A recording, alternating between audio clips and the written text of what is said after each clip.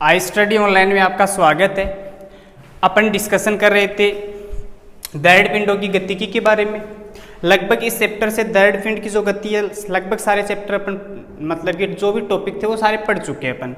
Only एक topic रहा है और वो टॉपिक कुछ ऐसा है, थोड़ा सा पहले सुनिए इसके बारे में कि है क्या।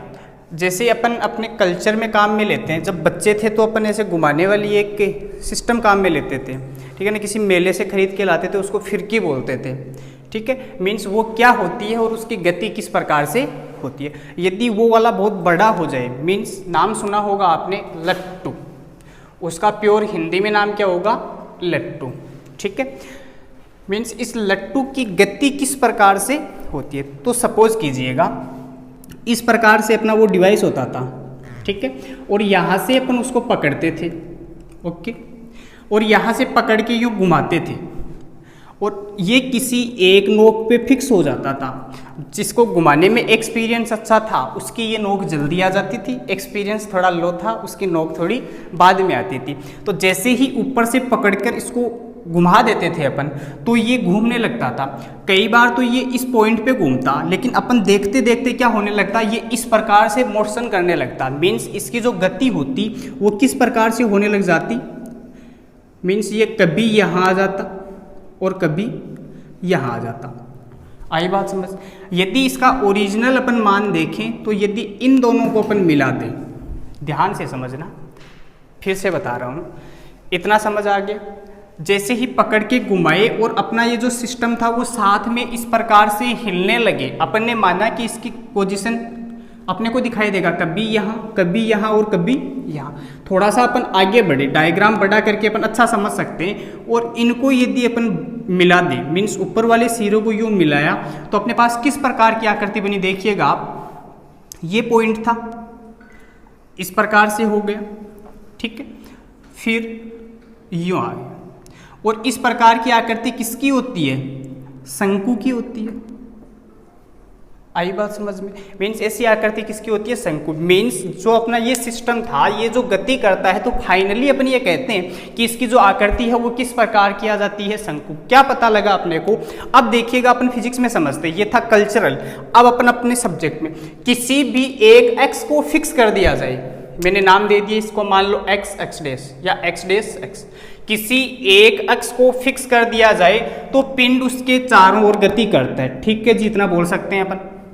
लेकिन जब पिंड अपनी इस एक्स के साथ क्यों, क्योंकि ये डायग्राम अपन ने बनाया, ये एक्स यहाँ आएगी तभी अपने को यहाँ नजर आएगा और ये एक्स यहाँ आएगी तभी अपने को यहाँ नजर आएगा। लेकिन यदि इसकी एक्स भी साथ साथ घूमने लगे तो इस प्रकार की गति को लट्टू की गति कहते हैं। किसकी गति कहते हैं जी, लट्टू की गति कहते हैं। और उसका नाम क्या होता है, पुरसरण गति। कौन सी गति होती है जी, पुरसरण गति। समझ आया। डेफिनेशन यदि लिखना चाहो तो लिखिएगा कि घूर्णन एक्स किसी एक्स के सापेक्ष चारों ओर घूमने की गति जिसमें घूर्णन एक्स स्वयं घूमने लगे पुरसरण गति कहलाती है। आई बात समझ। एग्जाम्पल इसका कोई पूछे आपको तो आप क्या दोगे, लट्टू की गति, ठीक है। अब अपन डायग्राम बनाएंगे और डायग्राम बनाने के बाद, मीन्स फिजिक्स का डायग्राम बनाएंगे, कोई निर्देश तंत्र लेंगे, उसके अंदर कोई लट्टू अपन रखेंगे और लट्टू रखने के बाद उसके पैरामीटर्स लेंगे, अपन उसका सॉल्यूशन करेंगे। बस ध्यान आप इतना रखिएगा कि कोई भी निर्देश तंत्र होता है उसके एक्स घटक क्या होता है, एक्स घटक के लिए साइन थीटा यूज करते हैं और वाई घटक के लिए कौन सा यूज करते हैं, कोस थीटा यूज करते हैं। साथ में देखिएगा जब ये लट्टू यहां से घूमता है तो इसकी आवृत्ति कितनी होती है, मीन्स ये वाला सिस्टम घूमता है तो इसकी आवृत्ति कितनी होती है, ओमेगा। ओमेगा आवृत्ति होने के कारण देखिएगा एंगल बन रहा है, अपन बल लगा रहे हैं, बल के साथ एंगल बनना ही क्या होता है, बल आघूर्ण होता है। समझे इस बात को, वापस सुनो। जब ये ओमेगा से घूम रहा है, ठीक है, और यहां से अपन बल F लगा रहे हैं तो कोई एंगल यहां बन रहा है, मीन्स इस शंकु का एंगल क्या ले सकते हो आप, थीटा ले सकते हो। इसका मीनिंग क्या है, बल लगाने पर एंगल थीटा बना तो कोणीय गति के लिए वो वाली टर्म क्या होती है, बल आघूर्ण। मीन्स यहाँ पे क्या पैदा हो रहा है जी, बल आघूर्ण पैदा हो रहा है, ठीक है। और यदि ये जो बल आघूर्ण होता है, आप समझ लेना कॉन्सेप्ट, जो अपन कह रहे हैं बल आघूर्ण पैदा हो रहा है, ये बल आघूर्ण यदि इस एक्स के लंबवत कर दिया जाए, बहुत इंपॉर्टेंट लाइन है, इस बल आघूर्ण को इस वाली एक्स के यदि लंबवत कर दिया जाए तो ये जो लट्टू होता है वो नियत वेग से गति करने लगेगा। समझ आई बात? मीन्स ध्यान रखिएगा, जैसे ही टो कांस्टेंट कर दिया जाए तो जो लट्टू की गति होती है वो भी क्या हो जाती है, नियत हो जाती है। मीन्स अपनी ही एक्स के ऊपर ये घूमने लगता है, पूरी एक्स इसके साथ नहीं घूमती है। ये अपन ने पढ़ा कल्चरल फॉर्म। अब आइए फिजिक्स की फॉर्म में। ठीक है जी, तो मैं आपके प्रॉब्लम ना हो यहाँ हेडिंग लगा देता हूं कि कौन सा टॉपिक चल रहा है, बता तो दिया आपको, पूर्वसरण गति, इंग्लिश में इसको बोलते हैं जी प्रेसेशन मोशन। देखिएगा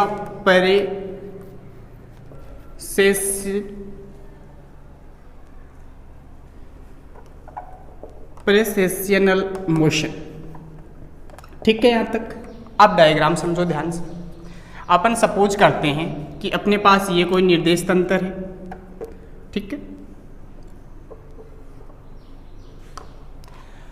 और मान लेते हैं ये जेड एक्स है, ठीक है, एक्स एक्स ले लेते हैं और वाई एक्स अपन ले लेते हैं। जब लट्टू घूम रहे हैं तो अपन मान लेते हैं उसकी जो घूर्णन की एक्स है वो क्या है, ये कोई एक्स है जहां पर वो रोटेट हो रहा है। किससे रोटेट होगा, ओमेगा से वो रोटेट होगा, क्योंकि अपन जेड एक्स को प्रॉपर मान के चल रहे हैं, जैसे वहां कह रहे थे ना, उसी प्रकार जेड एक्स को अपन प्रॉपर मान के चल रहे हैं। तो जब ये घूर्णन करने लगे तो है तो जेड एक्स, अपन ने डिनोट किसे कर दिया, इसको जेड नोट से डिनोट कर दिया। ओके, कोई दिक्कत नहीं है। अब यहाँ लट्टू बनाओ, सुंदर बनना चाहिए डायग्राम।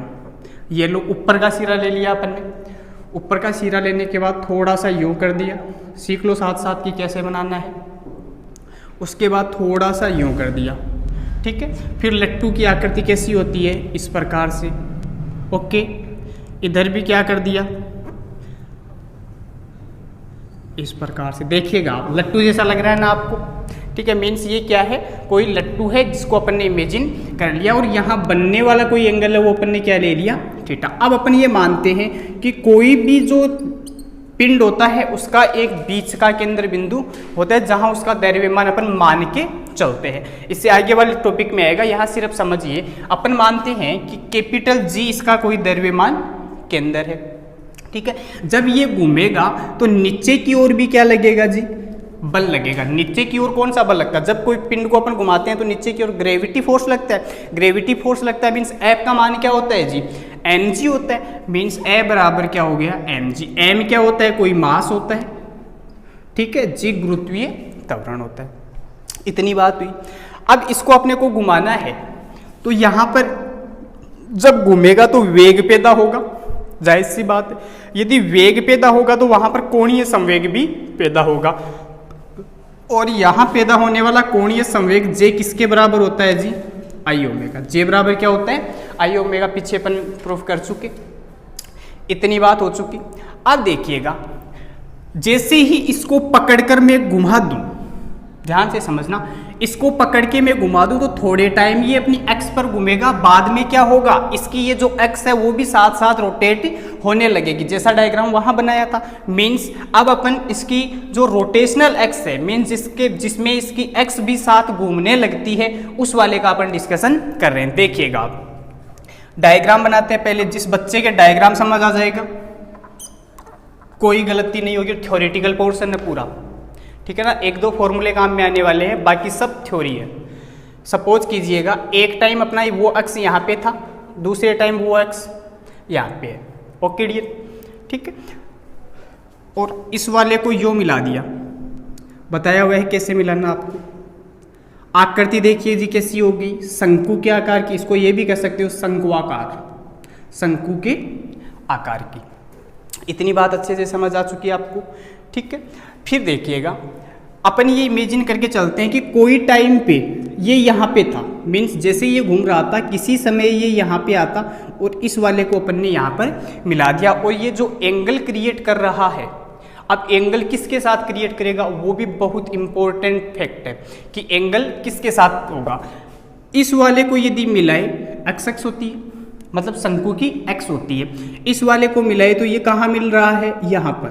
ध्यान से समझ लेना, किसी समय ये वाला पार्ट मतलब ये सिरा यहाँ पे होगा और ये शंकु की x है, तो इन दोनों बिंदुओं को यदि आप मिला देते हो, फिजिक्स में डिस्कशन कर रहे हैं, इन दोनों बिंदुओं को मिला देते हो तो x शंकु की x के साथ ये जो एंगल बना रहा है उस एंगल का मान, देखो x के साथ एंगल यही है, इस एंगल का मान अपन क्या ले लेते हैं, d फाई ले लेते हैं। उसके साथ ही अपन ने ये भी माना है कि ये वाला एंगल क्या है, थीटा है, मान चुके थे पहले भी एंगल थीटा, थ्योरेटिकल पोर्शन है पूरा।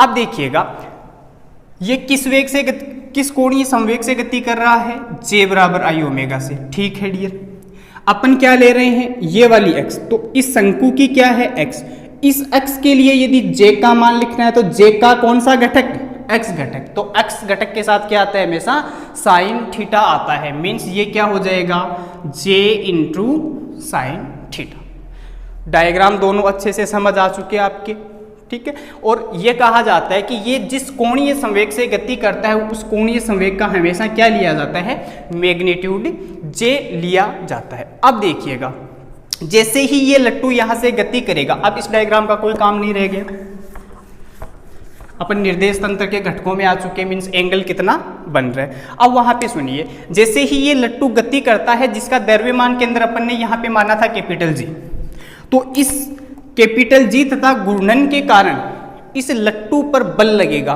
और वो बल कहाँ लगेगा, लट्टू को रोकने की कोशिश करेगा। मीन्स इस लट्टू पर दो प्रकार के बल कार्य करते हैं, जिसमें से एक तो कौन सा होता है, लगने वाला बल F बराबर mg, जो कहाँ लगता है जी, ऊर्ध्वाधर, ध्यान से समझना, ऊर्ध्वाधर नीचे की ओर, ठीक है, नो प्रॉब्लम।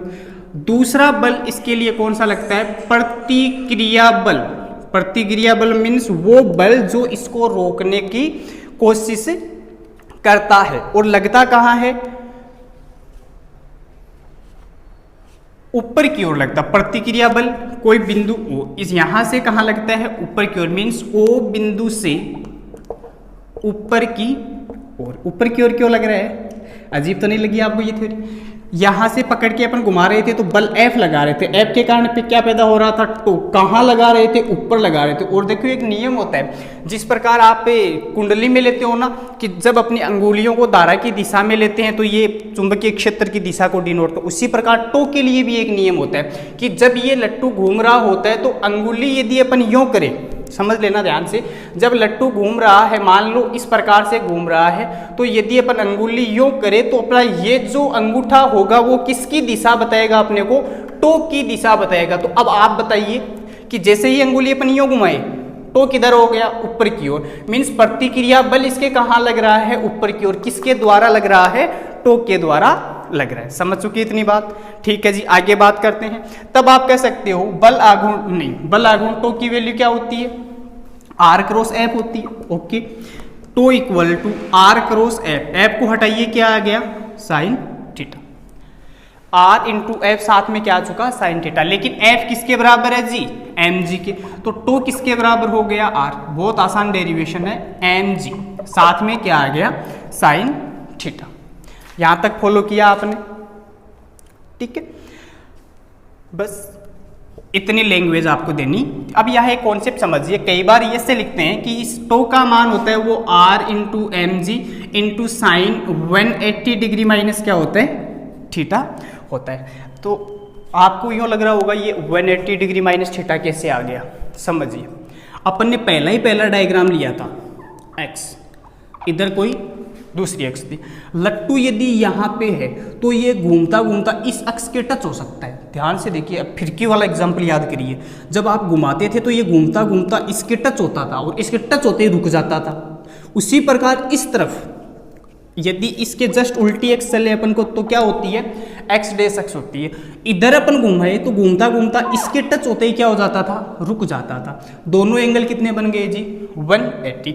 तो यदि कोई एक्स्ट्रा एंगल आ रहा है तो आप क्या कर देते हो, 180 माइनस थीटा कर देते हो। सामान्य कल्चर से आप ये ध्यान रख सकते हो। इतनी बात समझ में आ गई। तो टो की वैल्यू अपन ने लट्टू के लिए कैसे निकाली, कोई भी प्रॉब्लम नहीं होनी चाहिए, ठीक है। इसी प्रकार यदि आपको कहे टो का रिलेशन मीन्स, अब आप कह सकते हो जैसे ही लट्टू घूम रहा है तो इसका कोणीय संवेग है, और कोणीय संवेग लगातार क्या होता रहता है, परिवर्तित होता रहता है, तथा कोणीय संवेग में परिवर्तन की दर क्या होती है जी, dj बट्टा dt। कोणीय संवेग में परिवर्तन की दर भी क्या होती है, बल गुणन टो होती है। यहां तक समझ आया आपके, ठीक है। टो की ये वैल्यू निकली। अब आगे की लैंग्वेज क्या होगी, जब लट्टू घूम रहा है, वापस सुन लो, जब लट्टू घूम रहा है तो उसका कोणीय संवेग प्रेजेंट है, कोणीय संवेग प्रेजेंट है तो उसकी गति लगातार परिवर्तित हो रही है, मीन समय के साथ परिवर्तन, dj बटा dt भी किसके बराबर होता है, इसके बल गुणन टो के बराबर होता है, ठीक है। और ध्यान रहे यहाँ पर dj का मान होता है हमेशा परिवर्ती होता है, जो dj होता है वो हमेशा क्या होता है, परिवर्ती होता है। आप एक अच्छे एग्जाम्पल से भी ध्यान रख सकते हो, जो अपने ब्याह शादी में डीजे काम में लेते हैं, उसमें गाने बजते हैं जी, और गाने की ट्यून होती है वो कभी ऊपर कभी नीचे होती रहती है, मीन्स परिवर्तित होती रहती है, मीन्स इस डीजे का मान भी क्या होता रहता है, परिवर्तित होता रहता है, क्योंकि लट्टू क्या हो रहा होता है, घूम रहा होता है, और अपन पढ़ते हैं कि जब ये घूम रहा है तभी अपने को डिस्कशन करना है। इतनी बात समझ आ चुकी, दिक्कत कोई, ठीक है, ओके। यहां तक होने के बाद अब ये कहा जाता है कि ये जो लट्टू घूम रहा है ये कैसे घूम रहा है, इसकी दर क्या है, मीन्स लट्टू के घूमने की दर क्या होगी, मीन्स उस वो आपको एक छोटी परिभाषा पूछी जाती है कभी कि पूर्वसरण की दर क्या है, क्या पूछा जाता है, पूर्वसरण की दर। इसको समझना आप, इस कॉन्सेप्ट को भी, जो फॉर्मूले अपन जानते हैं ना उसी से अपन निकालेंगे।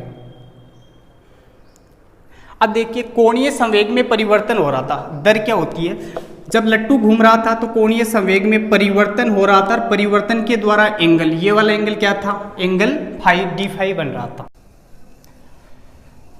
क्या है अपन डिस्कशन करेंगे कि दर कैसे निकालेंगे, ठीक है ना। पहली बात, इसको अपन रिप्रेजेंट किससे करेंगे, ओमेगा पी से। पूर्षण पी का मतलब क्या है, पूर्षण, ओमेगा का मतलब दर।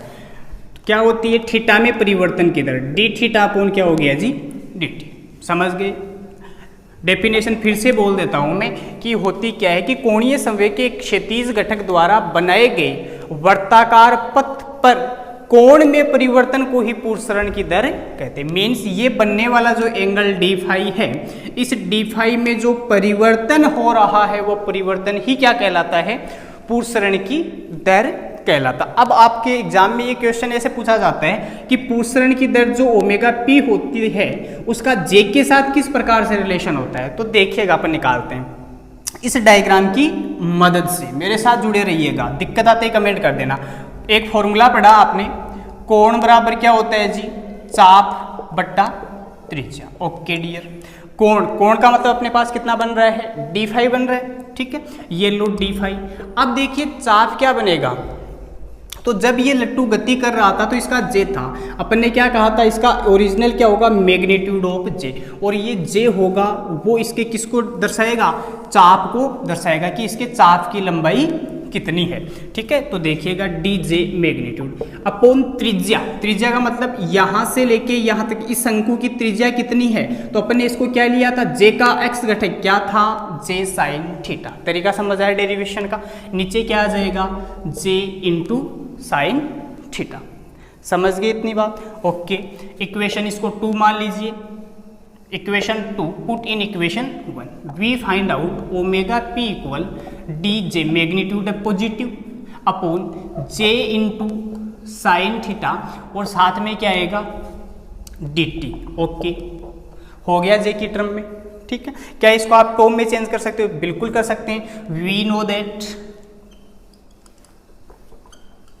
टो इक्वल टू क्या होता है जी, D J upon D T. Then equation 3 किस में रिड्यूस हो जाएगा, omega P equal D J upon D T की जगह क्या रख दिया, टाउ डिवाइडेड बाई नीचे जे था और साथ में क्या आ गया, साइन थीटा। समझ आई बात, ठीक है। और वो भी आपको पता है, एक टर्म और निकाल सकते हो आप, टो बराबर क्या होता है, आर क्रॉस एफ, एफ की जगह अपन ने एम जी रखा था तो M G into R, sine theta, sine theta लंबवत डायरेक्शन में 90 डिग्री लेते हैं तो वैल्यू कितनी हो गई जी, 1 मीन्स टो क्या हो गया, एम जी आर, ठीक है डियर। यहाँ थोड़ा सा और देख लीजिएगा कि कैसे अपन वैल्यू निकालेंगे। टो की वैल्यू रख दीजिए एम जी आर, तो क्या मिलेगा अपने को, omega P equal mgr divided by, दिखाई दे रहा आपको, अपॉन जे साइन थीटा। समझे इस बात को। लास्ट वाला इक्वेशन अपन ने निकाल लिया। तो अपन ने क्या पढ़ा इसमें कि पुरस्रण की दर क्या होती है। ये पूछा जाता है छोटे क्वेश्चन में, जब एग्जाम्स में आता है ना कि पुरस्रण क्या है, इसकी दर कैसे आप कैलकुलेट करते हो। तो फिर से थोड़ा सा समझिए, इस एंगल फाई के मान में परिवर्तन समय के सापेक्ष होना ही क्या कहलाता है, पुरस्रण की दर कहलाता है। अब अपने को इसका डिस्कशन करना होता है। डिस्कशन करना है तो इजीली अपन कह सकते हैं कोण बराबर चाप बट्टा त्रिज्या। कोण कितना बन रहा है, डी फाई। चाप की लंबाई, चाप क्या होगा ये, और ये चाप की लंबाई अपन जे का मैग्नीट्यूड लेंगे, चाप हो गया, बटा त्रिज्या यहां से लेके यहां तक, जे का कौन सा घटक, एक्स घटक। इजीली आप 2 तक पहुंच सकते हो। फिर ये हो जाएगा टो बराबर क्या होता है, डीजे बटा डी, और टो बराबर क्या होता है, आर अपॉन एफ। जब लंबवत दिशा की बात करें तो थीटा क्या हो जाएगा, 91 हो जाएगा, और आपके पास ओमेगा पी निकल के आ जाए। तो अपन ने क्या पढ़ा, ओमेगा पी, यदि आपको डेफिनेशन पूछे ओके, यदि ओमेगा पी जे के पदों में पूछे आपको ओके, यदि ओमेगा पी ये भी जे और टो दोनों के पदों में है, और ये किसके पदों में है, जे के पदों में। तो लास्ट इक्वेशन है ओमेगा की किसके पदों में आ चुका अपने पास, जे के पदों में आ चुका। तो समझ आइए आपको ये वाली बातें कि अपन ने पढ़ा है पुरस्रण मीन्स कोई लट्टू की गति किस प्रकार से होती है। ज़्यादा थ्योरेटिकल पोर्शन है, डेरिवेटिव पोर्शन कुछ कम है। अब देखिएगा एक टॉपिक आता है कि जब इस लट्टू को आप, जैसे ये लट्टू बनाया हुआ है, मैं थोड़ा सा मॉडिफिकेशन कर देता हूँ इसमें, वापस से अपने को डायग्राम बनाना नहीं पड़ेगा। देखिएगा, यदि इस लट्टू पर इधर n लिख दूं मैं और इधर s लिख दूं, तो क्या प्रेजेंट होगा कि किसी भी लट्टू के ऊपर कौन सा क्षेत्र अप्लाई कर चुके अपन, चुंबकीय क्षेत्र अप्लाई कर चुके। मीन्स जब किसी लट्टू को चुंबकीय क्षेत्र में रख देते हैं तब इसका पुरस्रण किस प्रकार से प्रभावित होता है, ये अपने को डिस्कशन करना है। ठीक है, मीन्स हेडिंग आपकी क्या होगी, चुंबकीय क्षेत्र में पुरस्रण गति। आई बात समझ। या ऐसे बोल सकते हो, एक समान चुंबकीय क्षेत्र में पुरस्रण गति। इस लेक्चर में पूरा लट्टू पढ़ा देंगे, लट्टू से संबंधित जो कुछ है वो पूरा पढ़ लोगे आप। ठीक है, देखिएगा, थ्योरी आपको समझ आ ही गई होगी कि किसी भी लट्टू को जब चुंबकीय क्षेत्र में रख देते हैं, और चुंबकीय क्षेत्र अपन मान के चलते हैं, अपन इस लट्टू को किस डायरेक्शन में ले रहे हैं, जेड डायरेक्शन में। ठीक है ना, ये पता रखना आपको होगा। तब यहां पर जब भी चुंबकीय क्षेत्र पैदा होता है तो वहां बल आघूर्ण पैदा होता है। बल आघूर्ण का मतलब टो, और टो और बी में क्या रिलेशन होता है जी, बताइए। टो बराबर क्या होता है, mu cross B, equation number 1। Tau किसके बराबर होता है, म्यू क्रॉस बी के बराबर होता है। ठीक है, क्रॉस को हटा दो, टो क्या मिल गया, mu B into sine theta. यहां तक किसी के कोई भी दिक्कत। वापस आगे बोल सकते हो, टो किसके बराबर होता है जी, डी जे बटा डी टी के इक्वल होता है, क्योंकि जे में परिवर्तन ही क्या होता है, टो। यहां तक अपन पहुंचे। अब सुन लीजिएगा, जब आप चुंबकीय क्षेत्र लगा देते हो तो वहां चुंबकीय क्षेत्र के कारण जो कोणीय संवेग होता है, चुंबकीय क्षेत्र लगाने के बाद जो कोणीय संवेग जे का मान होता है वो म्यू के प्रोपोर्शनल होता है। समझे इस कॉन्सेप्ट को। मीन्स लट्टू के ऊपर या पुरस्रण गति के ऊपर चुंबकीय क्षेत्र लगाने पर म्यू का मान कोणीय संवेग के समानुपाती होता है। मीन्स मैंने क्या बोला, म्यू किसके प्रोपोर्शनल है जी, जे के प्रोपोर्शनल है। और प्रोपोर्शनल को हटाते हैं तो कोई constant, according to your book constant लेना है अपने को, कोई गामा। मीन्स क्या आ गया, गामा इंटू जे आ चुका। यहां तक कोई दिक्कत। ठीक है, इसको अपन दे सकते हैं समीकरण नंबर 3। अब इन समीकरणों को अपने को मॉडिफिकेशन करना है और dj अपॉन dt की वैल्यू अपने को फाइंड आउट करनी है। करते हैं, देखिएगा। टो की जगह क्या है, dj अपॉन dt। ठीक है जी, इन समीकरण इसको दे देते हैं अपन 1, 2 व 3 से। समीकरण 1, 2 व 3 से टो की जगह क्या रख दिया, dj बटा dt। फिर क्या है जी, म्यू, म्यू की जगह गामा इंटू जे। फिर क्या आ रहा है आगे, बी। समझ आई बात, कर सकते हो इजीली। यहाँ से गामा को आप बाहर निकाल सकते हो, तो D J upon D T equal gamma बाहर, तो जे क्रॉस क्या आ चुका बी। इसका थोड़ा सॉल्यूशन आप करोगे तो क्रॉस को हटाते हैं तो क्या आता है जी, साइन थीटा आ जाता है। Means D J upon D T equal gamma J into B, साथ में क्या आ गया साइन थीटा। इतनी बात समझ आ चुकी है आपको। अब यहाँ सुनिएगा, अपन चुंबकीय क्षेत्र को जेड दिशा में लेके चलेंगे। मीन्स चुंबकीय क्षेत्र किसी एक्स जेड एक्स के अकॉर्डिंग अप्लाई किया हुआ है। मीन्स बी का कौन सा घटक होगा, जेड घटक, और जेड घटक के साथ क्या लेते हैं, यूनिट वेक्टर जेड केप आप लेते हो, ठीक है। मीन्स बी क्या होगा, बी जेड इंटू के केप, या ऐसे कह सकते हो बी इंटू के केप। इसको इक्वेशन 4 दे देना, इसको इक्वेशन 5, बाई इक्वेशन 4 एंड 5 क्या मिलेगा अपने को, देखिएगा यहाँ से D J upon D T, आसान सा डेरिवेशन है, मल्टीप्लिकेशन करना है, equal gamma J into cross B के साथ क्या आ गया जी, के कैप निकल के आ गया। यहाँ तक इजीली कर सकते हो। अब वही बात है, यहाँ से आपको वैल्यूज फाइंड आउट करनी होती है, कंपैरिजन करना होता है, तो कैसे करेंगे, देखिए इस समीकरण को अपन घटकों के रूप में लिखेंगे, ठीक है। मीन्स समीकरण को घटकों के रूप में लिखने पर तो D J upon D T equal gamma J का x घटक साथ में क्या आ गया जी आई, ओके, प्लस जे का y घटक साथ में क्या आ गया जे का z घटक साथ में क्या आ गया k, हो गया इतना काम।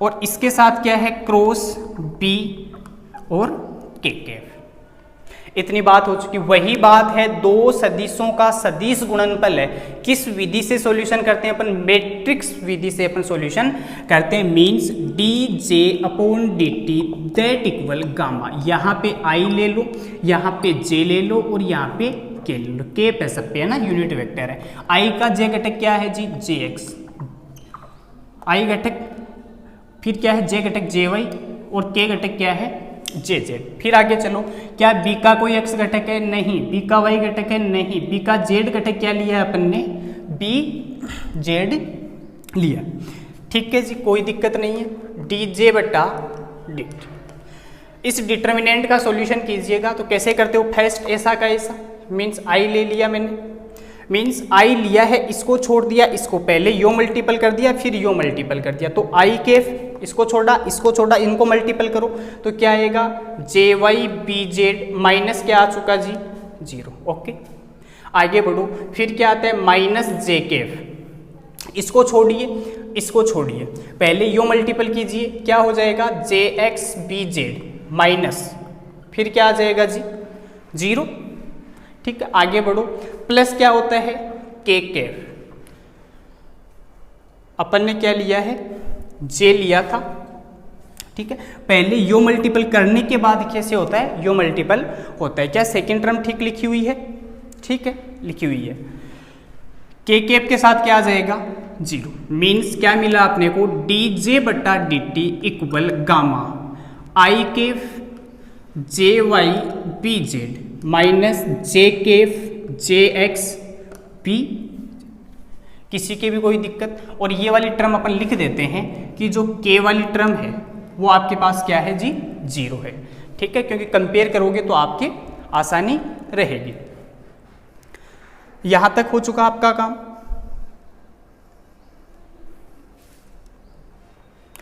आगे बढ़िए, अब आपको इसका सॉल्यूशन करना है। तो जब भी घटक की फॉर्म आ जाती है तो घटक की फॉर्म के लिए क्या करते हो जी, आप दोनों तरफ आई जे और के का गुणांक होना चाहिए, वहां आएगा नहीं, तो अपन यहां से शुरू करते हैं।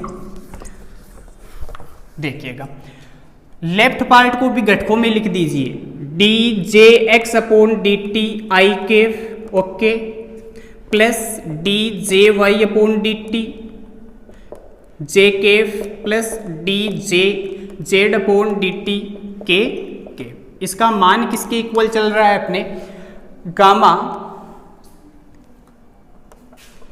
आई cap J Y B Z minus J X B Z plus के साथ कौन सी टर्म है जी 0। क्या करते हो आप यहाँ पे कंपेयरिंग, लास्ट तक जुड़े रहिएगा। लेक्चर जब पूरा देखोगे ना तब भी बहुत अच्छा समझ आएगा। अब बीच में से रैंडम उठाओगे तो समझ नहीं आएगा।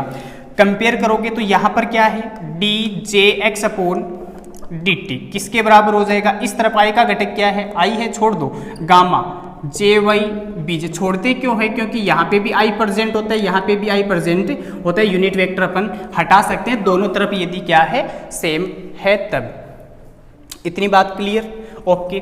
Next D J Y, J घटक की कर रहे हैं तो D J Y upon D T. यहाँ जे घटक देखिएगा माइनस गामा जे एक्स, साथ में क्या आ चुका, बी जेड आ चुका, ठीक है।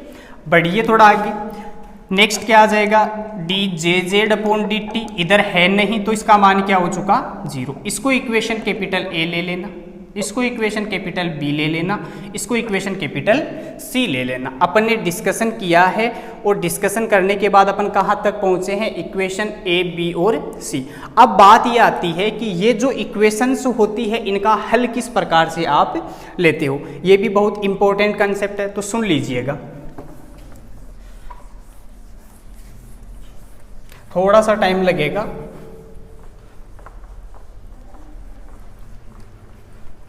देखिएगा इसमें तो इक्वल टू 0 है, हल लेने की जरूरत नहीं है, क्योंकि यहां से तो आप सीधा क्या लिख सकते हो, जे जेड क्या है जी, कांस्टेंट, ओके, नो प्रॉब्लम, ठीक है। नेक्स्ट देखिए, अब आपको जे एक्स की वैल्यू चाहिए, मीन्स इसका आपको सॉल्यूशन चाहिए होता है। और सॉल्यूशन क्यों चाहिए, क्योंकि ये एक डिफरेंशिएशन की फॉर्म में आपके लिए बन रहा है, ठीक है। अब देखिए पहले बना देते हैं, आपकी दिक्कत ना हो। देखिएगा समीकरण ए का अवकलन करने पर, कीजिएगा अवकलन, तो D two J X T के रेस्पेक्ट में करना है upon D T square equal gamma B Z का होगा नहीं, D J Y upon D T. हो गया आपका काम। Using equation B, using equation B, क्यों, क्योंकि वहां पे क्या प्रेजेंट है, D J Y upon D T. ये वाली वैल्यू उठा के यहां रखो, तो D two J X upon D T square equal gamma B Z dot क्या आ जाएगा, माइनस गामा, मल्टीपल में है, माइनस गामा जे एक्स, साथ में क्या आ गया जी, बी जेड निकल के आ गया, ठीक है। बढ़ो थोड़ा आगे, D two J X upon D T square equal minus gamma square B Z square, साथ में क्या आ गया, जे एक्स, ठीक है। थोड़ा आगे और बढ़ो, D two J X upon D T square plus gamma square B Z square J X किसके बराबर जी, 0। इक्वेशन मान लिया अपन ने। जो काम एक के साथ किया है यहाँ लिख देना, यूजिंग इक्वेशन बी, ठीक है ना। बोल रहे हैं साथ साथ, थ्योरी पूरी बोल रहे हैं, तो आपकी दिक्कत नहीं आनी चाहिए। समीकरण बी का अवकलन करने पर, बी का अवकलन करने पर कीजिएगा, क्या हो जाएगा, D two J Y upon D T square equal minus gamma B Z D J X upon D T. देखिए इसका अवकलन किया तो कौन सी टर्म आ गई, D J X upon D T, using equation A. Follow कर रहे हो पूरा, ठीक है। चलिए आगे फिर यूज करोगे तो D two J Y upon D T square equal minus gamma into B Z dot, यहाँ से अक्स वाली वैल्यू रख दीजिए, क्या है जी, gamma J Y into B Z. थोड़ा सा सॉल्यूशन कर लीजिएगा, देखिएगा D two J Y divided by D T square that equal minus gamma square B Z square, साथ में क्या आ गया जी, जे वाई। इस वाले को इधर ले आओ, तो D two J Y upon D T square plus gamma square B Z square, J Y किसके बराबर हो गया, 0। इसको कैपिटल डी, इसका तो कर ही दिया था कि जे जेड तो क्या है, कॉन्स्टेंट, मीन्स देखो सिद्ध भी हो रहा है, जे जेड कॉन्स्टेंट है, मीन्स अक्स कौन सी ले रहे हैं अपन, जेड। अपना जो लट्टू है वो जेड एक्स के अकॉर्डिंग गुणन कर रहा है। अब आप कह सकते हो ना, समीकरण सी तथा समीकरण डी अवकलन समीकरण है, और अवकलन समीकरण है तो इन अवकल समीकरण का क्या होगा, हल होगा। देखिएगा समीकरण सी तथा डी का हल, समीकरण सी तथा डी का हल कैसे लेते हैं। समीकरण सी में क्या प्रेजेंट है, एक्स प्रेजेंट है, ठीक है जी। मीन्स जे एक्स एक्स घटक कौन सा होता है जी, साइन थीटा, यहाँ जे नोट ले लो और साथ में क्या आ जाएगा साइन, अब थीटा, थीटा क्या लेना है अपने को, ओमेगा टी लेना है, क्योंकि ओमेगा टी का फंक्शन होना चाहिए, ओमेगा आवर्ती टी टाइम। इसी प्रकार जे वाई कौन सा घटक है, वाई घटक, जे नोट क्या हो जाएगा कोस ओमेगा टी। अब आपको ये कहा जाता है कि जे की वैल्यू निकालिए, तो जे स्क्वायर की वैल्यू क्या होती है बताइए आप, जे स्क्वायर की वैल्यू क्या होती है, जे X square plus J Y square plus जे जेड। इतना करने की जरूरत नहीं है, समीकरण इसको ई मान लो, इसको एफ, समीकरण ई और एफ का स्क्वायर करके जोड़ने पर क्या मिल जाएगा, J X square plus J Y square equal J naught square sine square omega T plus J naught square cos square omega T. Okay dear, तो J X square plus J Y square किसके बराबर, जे naught square बाहर, अंदर क्या ले लिया जी sine square theta, theta नहीं जी omega T, plus क्या कोस स्क्वायर ओमेगा टी। वैल्यू कितनी हो गई इसकी 1 हो गई, मीन्स जे X square plus J Y square किसके बराबर आ गया, जे नोट स्क्वायर। ये एग्जाम में आता है कि प्रूव दैट जब किसी भी लट्टू को चुंबकीय क्षेत्र में रख देते हैं तो उनके घटक का रिलेशन इस प्रकार से होता है, जे X square plus J Y square किसके बराबर निकल के आता है, जे नोट स्क्वायर के बराबर निकल के आता है। इतनी बात समझ आई। तब जो पूर्सरण की आवर्ती, एक छोटी सी बात और समझिए, पूर्सरण की जो आवर्ती होती है ओमेगा, उस ओमेगा का भी रिलेशन होता है मैग्नेटिक फील्ड बी के साथ, तो गामा इंटू क्या होता है बी। ओमेगा का रिलेशन गामा के साथ क्या होता है, ओमेगा बराबर गामा इंटू बी। ये हाईलाइटेड पॉइंट है, ध्यान रखने वाली बातें हैं। पूछा यही जाता है कि जे X square plus J Y square किसके बराबर है, जे नोट स्क्वायर। तो आज के लेक्चर में अपन ने पूरा पूर्सरण गति पढ़ा है। लेक्चर थोड़ा सा बड़ा हो गया क्योंकि पहले थ्योरी थी, उसके बाद क्या था डेरिवेशन। जब थ्योरी क्लियर नहीं है तो डेरिवेशन आप नहीं कर पाओगे, ठीक है ना। फिर भी यदि कोई दिक्कत है तो टेलीग्राम पे पूछ लीजिएगा क्वेश्चन। अपने जो लेक्चर्स है वो यदि पसंद आ रहे हैं तो इनको ज़्यादा से ज़्यादा लाइक करिए, क्योंकि आपके लाइक ही है जो हमें ज़्यादा से ज़्यादा वीडियोज़ बनाने के लिए, इससे भी अच्छा लेक्चर प्रोवाइड करवाने के लिए मोटिवेट करते हैं। Thank you.